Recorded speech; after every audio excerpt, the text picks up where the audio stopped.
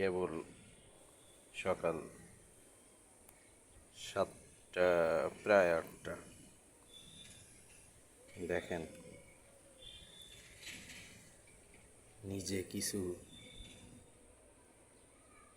খেয়েছে কি না জানি না, অথচ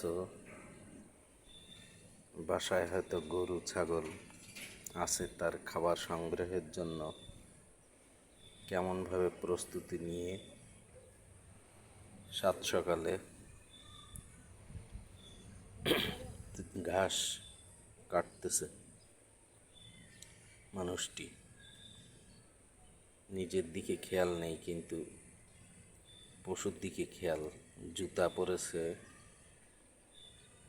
হলুদ জুতা, বুট জুতা বলে এইটা, যাতে সাপ পোকামাকড় কামড় দিতে না পারে।